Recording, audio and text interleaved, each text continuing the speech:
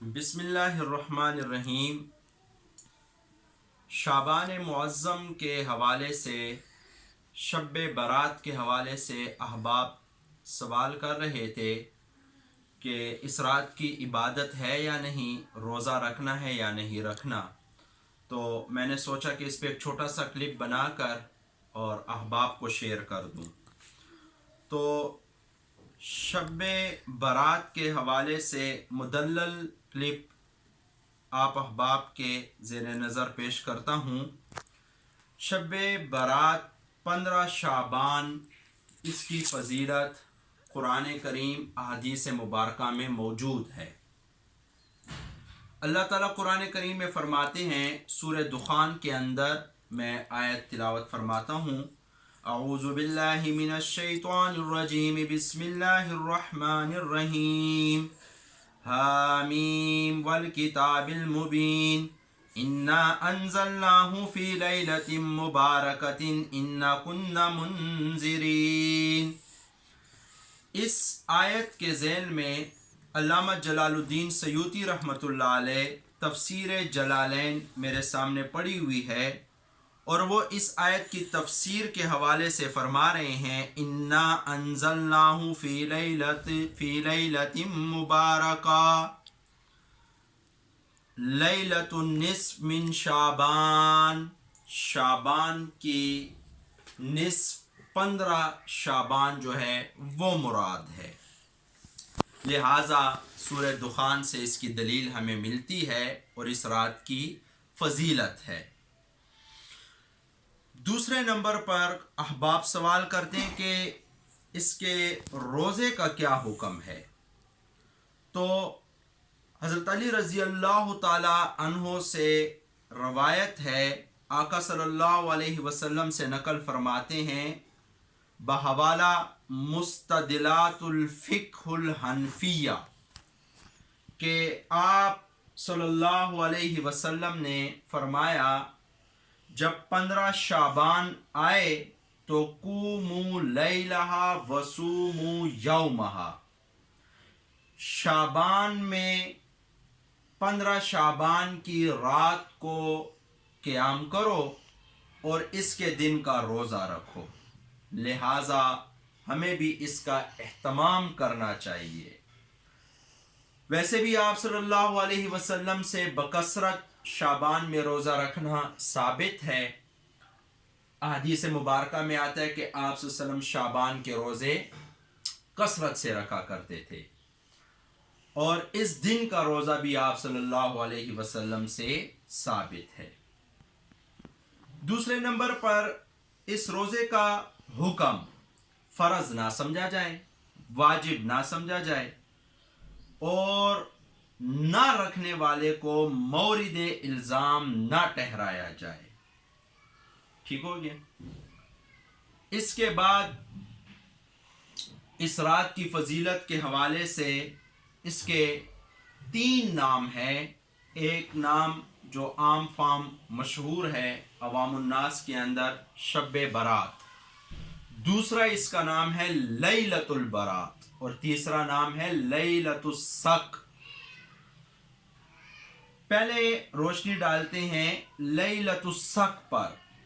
لیلۃ الصق اس کو اس لیے کہتے ہیں کہ اس رات فرشتے اللہ کے حضور انسان کے سال بھر کے اعمال کا دستاویزات اور ان کا رجسٹر پیش کیا جاتا ہے کہ کتنے بندے فوت ہوں گے وغیرہ وغیرہ۔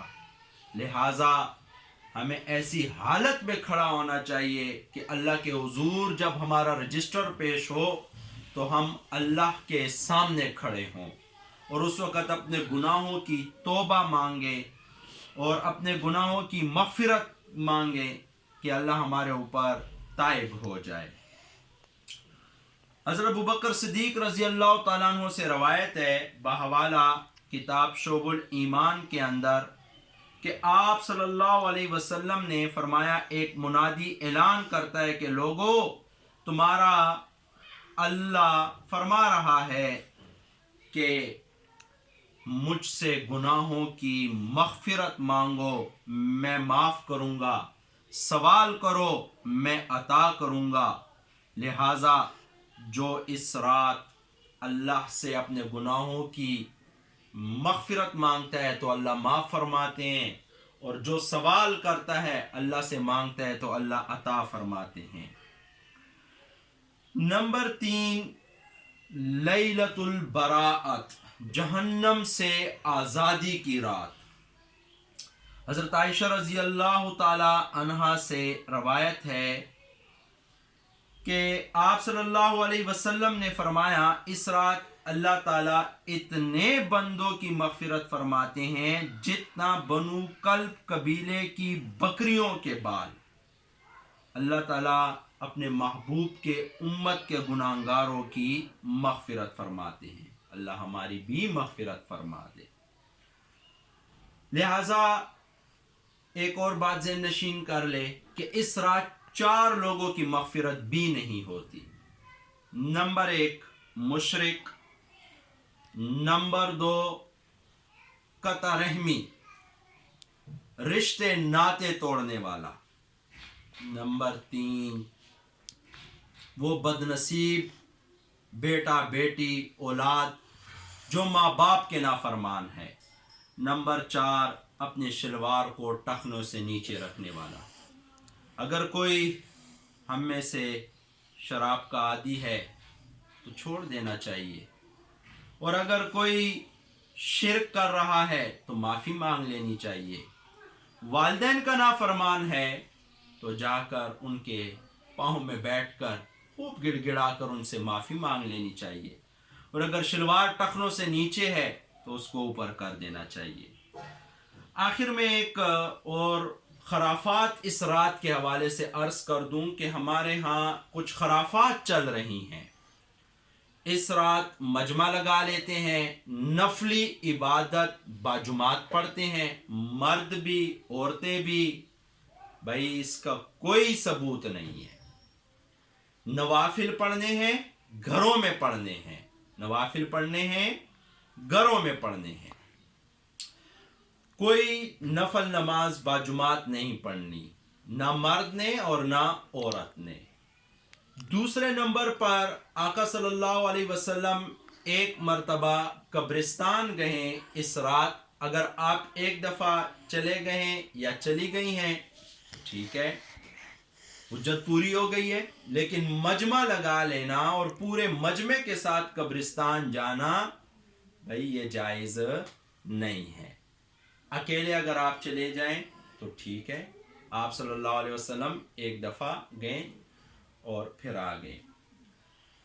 तीसरे, इस रात के हवाले से ये खराफात हो रही हैं कि लोग मजमा लगाकर हलवे तकसीम कर रहे हैं, शीरीनियाँ तकसीम कर रहे हैं, चावल पका रहे हैं। इसका हमारी शरीयत से कोई ताल्लुक़ नहीं है।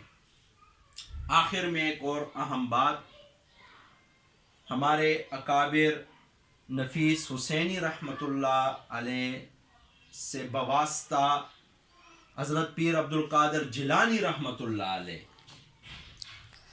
हज़रत नफीस हुसैनी रहमतुल्लाह अलैह नकल करते हैं बवास्ता पीर अब्दुल कादिर जिलानी रहमतुल्लाह अलैह से, इस रात का एक बेहतरीन मुजर्रब अमल है।